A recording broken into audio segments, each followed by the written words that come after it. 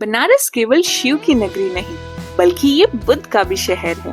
भगवान बुद्ध ने बनारस के सारनाथ में अपना पहला उपदेश दिया था। ये कहना गलत नहीं होगा कि बुद्धिज्म की शुरुआत इसी शहर से हुई थी। अगर आप सारनाथ के साइड आ रहे हैं तो यहाँ के भी कुछ जायके लेके जरूर जाइए।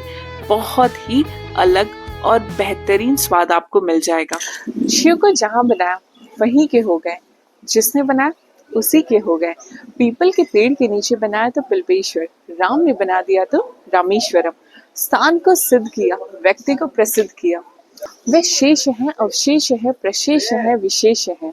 जैसे उनको धारा वैसा उनका भेष। नेत्र सूर्य देवता का, चंद्रमा का भाल है। प्रलय भी विलय भी है, वे काल महाकाल है, वे काल महाकाल है।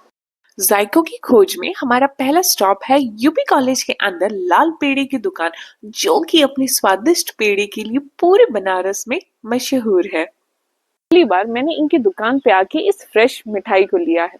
पहले इनकी दुकान खुले में बाहर बनाई जाती थी, लेकिन अभी इनको शिफ्ट करके अंदर बनाया जाता है, जिसमें वो किसी को भी अलाउ नहीं करते हैं अंदर जाने के लिए। तो चलिए एक बार टेस्ट करते हैं और देखते हैं कि इसका स्वाद कैसा है। पेड़े का मतलब आपने सोचा होगा कि बहुत ज्यादा मीठा है, लेकिन इसके अंदर मावे को जो इतने अच्छी तरह से भुना गया है और उसके बाद जो मीठापन है वो भी बहुत ज्यादा कम है और इसका स्वाद बहुत ही अच्छा आ रहा है। बनारस आए हैं तो लाल पेड़ा आप यहाँ से लेके और खा के जरूर जाइएगा।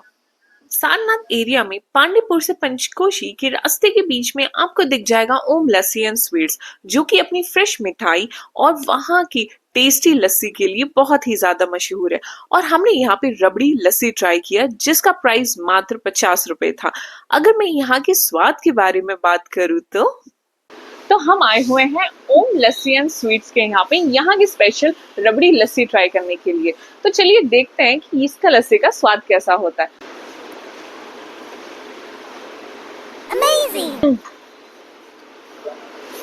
इसके अंदर जो स्वीटनेस है वो एकदम बराबर है, जैसा सबको पसंद है, ना ही ज्यादा ना ही कम। और इसके ऊपर जो रबड़ी का स्वाद आ रहा है ना, वो बहुत ही बेहतरीन आ रहा है। इन दोनों का जो मिक्स कॉम्बिनेशन है वो इसे 10 on 10 बना दे रहा है। अब समझ में आया बनारस के लोग लस्सी के क्यों दीवाने। समोसे के तलने के स्मेल से उसको खाने का मन कर गया। फिर क्या, हमने यहाँ पे समोसा चाट ट्राई किया।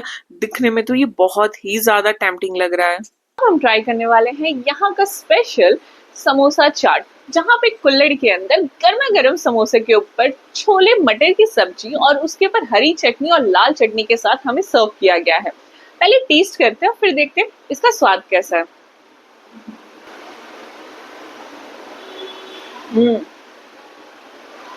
बहुत ही टेस्टी है।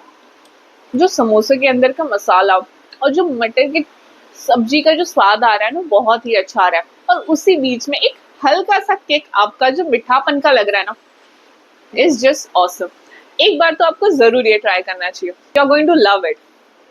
आपकी दुकान के बारे में कुछ बताइए कि ये कब से है और किस तरह से आपने इसकी शुरुआत की है। ये दुकान सन 84 से है। पहले छोटी सी मड़ी में दुकान थी, उसके बाद धीरे धीरे धीरे धीरे करके हम लोग ये यहाँ तक मतलब जमीन बनवाए। उसके बाद फिर वहाँ से नगर निगम में हटा दिया तो यहाँ शिफ्ट हो गए। 39 साल हो गए। तो आप ही ये दुकान को पहले से चलाते आ रहे हैं? नहीं, हम ही दुकान की शुरुआत। हाँ। लेकिन अगर मैं उनके स्वाद के बारे में बात करूँ तो बहुत ही अच्छा। इनका सबसे पहला जो चीज था, लस्सी से शुरुआत की थी घी, और पहले क्या क्या मिलता था?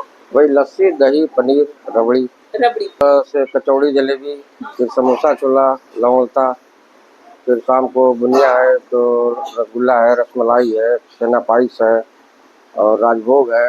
ऐसे सारे आइटम है। उसी रास्ते कुछ दूर जाते ही आपको दिख जाएगा मुन्ना गोलगप्पा चाट कॉर्नर, जहाँ पे आपको वन ऑफ द बेस्ट गोलगप्पे मिल जाएंगे। आपने गोलगप्पे तो बहुत खाए होंगे, लेकिन इनका दावा है कि इनके गोलगप्पे खाने से आपका ना ही कभी हाजमा खराब होगा और ना ही किसी तरह की दिक्कत होगी। और इस चीज का हमने भी महसूस किया है। और स्वाद की अगर मैं बारे में बात करूं तो one of the best golgappa I have ever had. कब से है और इतना स्वादिष्ट गोलगप्पे आप कब से खिला रहे हैं? कि धीरे धीरे 10 साल हो गए। 10 साल हो गए, लेकिन आपके खाने में जब भी आके खाई हूँ ना, मुझे बहुत ही अलग स्वाद इसका देखने को मिला। क्या है इसके अंदर? ऐसा कुछ नहीं है, जो प्रकृति से जो मिला है वही चीजें हैं इसमें। मार्केट का जैसे लोग जलजीरा वगैरह डालते हैं, ये सब नहीं है। अच्छा। ये पुदीना है, इमली है, जीरा है, आदि है, यही सब चीज़ों का इस्तेमाल है। सब प्रकृति से जो मिला है वो, कोई पैकेट का बनावटी चीज़ नहीं, केमिकल का कोई चीज़ नहीं। हाँ, स्वाद पे काम नहीं करता हूँ, स्वास्थ्य पे काम करता हूँ। ये मेरी गारंटी है, मैं लिखित गारंटी दूंगा। चाहे जितना खाइए, 10 रुपए का नहीं, आप 100 रुपए का रोज खाइए, एक दिन नहीं, 12 महीना खाइए। मैं ये गारंटी देता हूँ, आपको नुकसान नहीं करेगा, मैं लिखित गारंटी दूंगा। अगर हाजमा की दिक्कत हो वो भी सही होगा, इसकी गारंटी है। हमने फील किया, क्योंकि मैं खाती आई हूँ और मैंने सच में अभी मेरा पेट इतना भरा था यहाँ तक, लेकिन फिर भी यहाँ आने के बाद मैंने खाया और मुझे लग रहा है मैंने कुछ नहीं खाया। और ये कभी नुकसान नहीं करेगा, इसकी मैं गारंटी है। सबसे बड़ी बात ये एक प्रकार से ये गुलप्पन है, ये प्रसाद है। हम काम करते रहते हैं तो प्रभु का सुमिरन करते रहते हैं। काम करते समय, खिलाते समय, अभी आप छोला बना रहे थे, आप देखिए ना, आप बात करते मुझे नहीं देखेंगी, मैं प्रभु को सुमिर रहा, तो प्रभु देखिएगा, हम बना, आप ही को करना है। तो जहाँ प्रभु को जो चीज़ सौंप दी वो प्रसाद हो गया, वो अब उनका काम है। अब प्रसाद कभी नुकसान नहीं करता।